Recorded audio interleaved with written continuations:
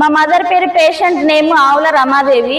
మేము యాక్చువల్గా జీజీహెచ్లో చూడరేమో అనుకున్నాను. ఇక్కడికి వచ్చిన తర్వాత అర్థమైంది ఆర్తో వాళ్ళు బాగా చూస్తున్నారు. మా మదర్కి 3 months దాకా సెల్స్ లేవని చెప్పారు. 3 months తర్వాత సర్జరీ చేస్తామన్నారు. చూడరేమో అనుకున్నాము. ఇలా వీక్లీ వచ్చి మేము అడిగాము. 3 months 4 months బాగా కేర్ చేశారు మా మదర్ని. మేము చాలా భయపడ్డాము కేర్ తీసుకోరని. అంతా రికవరీ మొత్తం బాగా చూశారు 4 months. ఏ యూనిట్ అయినా కానీ అందరు రౌండ్స్, ఇంటర్న్షిప్, పీజీ స్టూడెంట్స్ అందరూ, రాజా సారు, హెచ్ఓడి, అసోసియేట్ ప్రొఫెసర్ వాళ్ళు ప్రతి ఒక్కరు బాగా కేర్ తీసుకున్నారు. ఒక్కొక్క పేషెంట్ని బాగా చూస్తున్నారు దగ్గరుండి.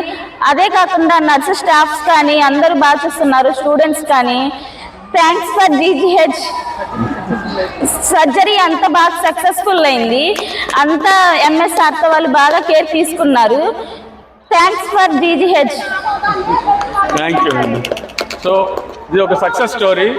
తను ఎంబీఏ చదువుకున్న ఒక అమ్మాయి వాళ్ళ మదర్కి ఆపరేషన్ కోసమని జీజీహెచ్ ఆర్థోపెడిక్ డిపార్ట్మెంట్లో అడ్మిట్ అయితే దాదాపు అంటే ఆర్థోపెడిక్ ప్రాబ్లమ్స్ ఒక్కోసారి చాలా క్రానిక్గా ఉంటాయి.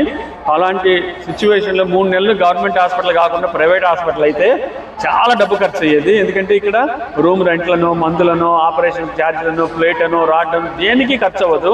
అలాంటి సిచ్యువేషన్లో ఆవిడ ఇన్ని రోజుల నుంచి పూర్తిగా కోలుకుంటేదాకా ఉంచడం అనేది గవర్నమెంట్ జనరల్ హాస్పిటల్ గొప్పతనము.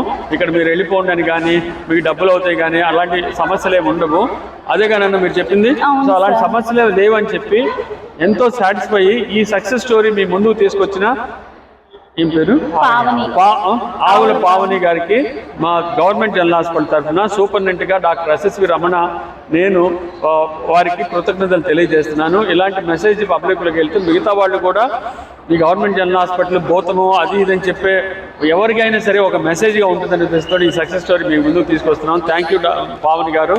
మీకు ఈ హాస్పిటల్ తరఫున కృతజ్ఞతలు తెలియజేస్తున్నాము. Thank you.